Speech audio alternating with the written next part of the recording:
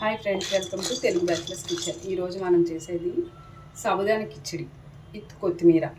So మనం దీనికి ఫస్ట్గా ఒక పౌడర్ ప్రిపేర్ చేసుకోవాలి. పల్లీలు, నువ్వులు, జీలకర్ర కలిపి పౌడర్ ప్రిపేర్ చేసుకోవాలి.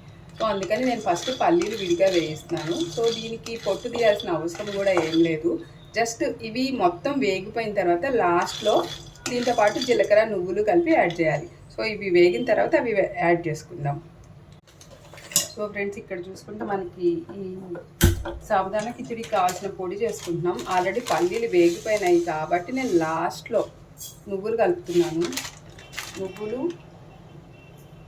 జీలకర్ర కొంచెం, ఇంకంతే అండి. ఇవి జస్ట్ వేడి ఎక్కిపోయిన తర్వాత దీనికైతే ఈ పౌడర్కి పొట్టు కూడా తీసుకోకర్లేదు. జస్ట్ ఇట్లా వేడి చేసి పక్కన పెట్టేసుకుంటున్నాం.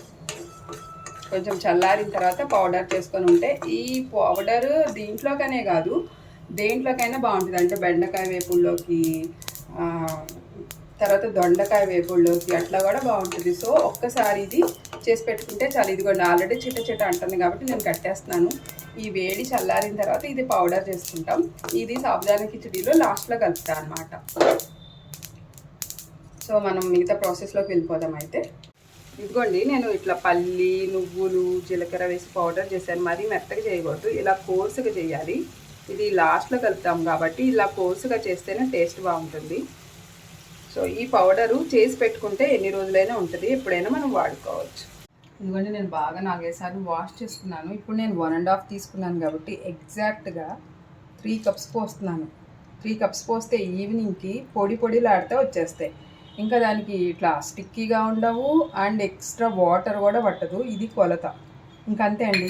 ఇది పెట్టుకొని ఒక 6 అవర్స్ ఎంతసేపు నానితే అంత బాగుంటాయి. మినిమం ఇప్పుడు ఆఫ్టర్నూన్ కాబట్టి ఈవినింగ్ తినాలని చేస్తున్నాను నేను. సో 6-7 అవర్స్ నానితే సరిపోతుంది. సో ఇవి నానిన తర్వాత మనం ప్రాసెస్లోకి వెళ్దాం.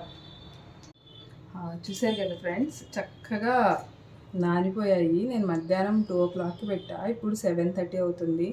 చూడండి మంచిగా నానిపోయాయి, ఎక్కడ జిగురు కూడా లేదు. సో ఈ నానిపోయిన ఒకటి పెట్టి ఇప్పుడు మనకు కావాల్సినవి ఏంటంటే ఓ మిక్సీ జార్లోకి వీటికి సరిపడా కారం తీసుకుంటున్నాను నేను.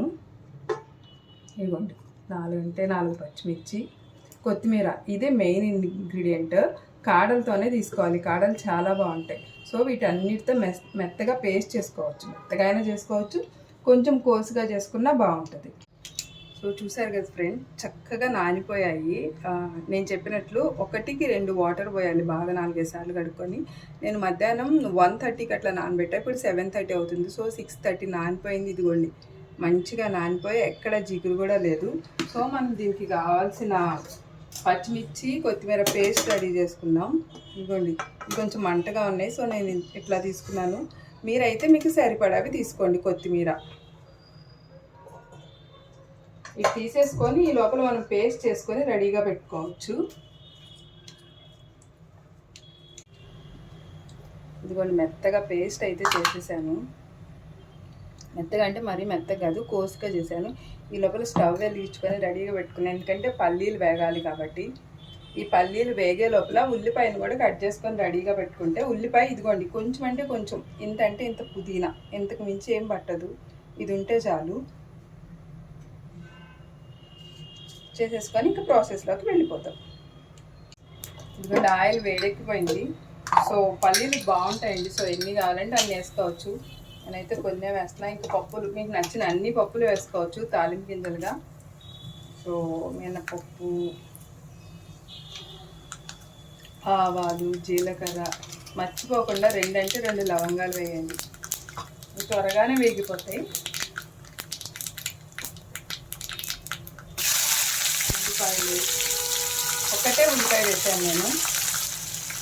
కొంచెం వేగితే చాలండి. ఉల్లిపాయ వేగేటప్పుడు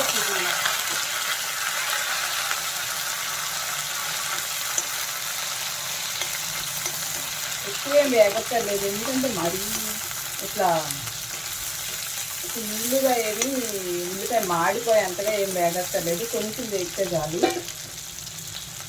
వేగేటప్పుడే కొంచెం పసుపు వేసేసుకొని ఈ పేస్ట్ వేగిపోయిన తర్వాత అంతే. ఇంక దీనికి ఏం కారం అవసరం లేదు, జస్ట్ పేస్ట్లోనే సాల్ట్ వేయాలి. అది వేగిపోయిన తర్వాత సగ్గుబియ్యం వేసేసుకుంటే సరిపోతుంది.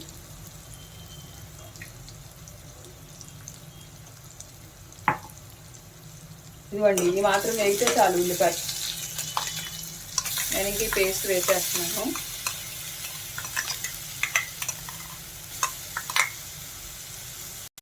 ఇదిగోండి పేస్ట్ వేసేసాను. ఈ పేస్ట్ వేగేటప్పుడే దీంట్లో జస్ట్ పచ్చి వాసన పోయేదాకా వేగించుకోవాలి. దీంట్లో కొంచెం అంటే కొంచెం ధనియాల పౌడర్,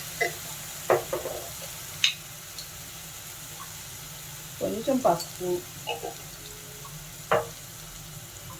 సరిపడా సాల్ట్ అండి. నేనైతే ఇక్కడ ఇదిగోండి 1/2 స్పూన్ వేస్తున్నా. కావాలంటే మళ్ళీ అయినా వేసుకోవచ్చు, మళ్ళీ ఎక్కువైతే కష్టం కదా. కొంచెం మంట ఎక్కువైనా బాగానే ఉంటుంది, ఎందుకంటే లెమన్ పిండుకోవచ్చు, అది కూడా ఒక డిఫరెంట్ టేస్ట్గా ఉంటుంది. ఇదిగోండి జస్ట్ పచ్చి వాసన పోయిన తర్వాత వేసేయటమే. జస్ట్ 2 మినిట్స్ అండి. మీరేమి అసలు ఇంకా వాటర్ ఏమి యాడ్ చేయకండి. ఒకవేళ గట్టిగా అట్లా మరీ ఇదిగా అనిపిస్తే అంతే చేయండి, కానీ ఇంకేం చేయక్కర్లేదు. ఇదిగోండి అయిపోయింది.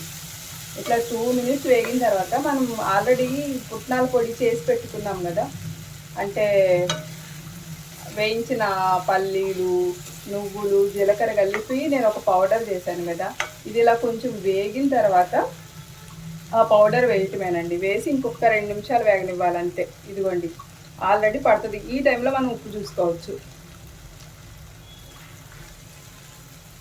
కొంచెం తగ్గినట్టు అనిపిస్తుంది సాల్ట్.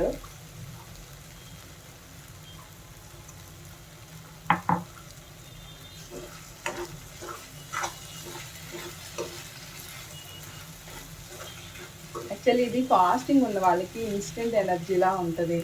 అండ్ కొంచెం తినగానే కడుపు నిండిపోతుందండి. అంటే డైట్ చేసే వాళ్ళకి చాలా బాగా యూజ్ అవుతుంది. ఫస్ట్ టేస్ట్ కూడా బాగుంటుంది. ఆల్రెడీ నేను పుట్నాల పొడి చేసి పెట్టేసుకున్నాను. సో కొంచెం ఎంత వేసినా బాగానే ఉంటుంది, కొంచెం ఎక్కువే వేసుకోండి. మరి మెత్తగా చెయ్యం కాబట్టి నోటికి కొంచెం పప్పులు అవి తగులుతా చాలా బాగుంటుంది. అది మీరు తినేదాన్ని బట్టండి. ఒకసారి టేస్ట్ చూసుకొని కావాలంటే ఇంకా వేసుకోవచ్చు. మీరు దించుకున్న తర్వాత దీంట్లోకి నిమ్మకాయ పిండుకున్నా మీ ఇష్టం. ఎలా తిన్నా బాగుంటుంది, ఎలా అయినా తినొచ్చు. ఒకసారి మీరు కూడా చేసి ఎలా వచ్చిందో చెప్పండి. అంటే ఇంకా వేరుగా కూడా చేస్తారు, కొంతమంది ఆలు వేస్తారు, కొంతమంది గరం మసాలా వేస్ట్ చేశారు.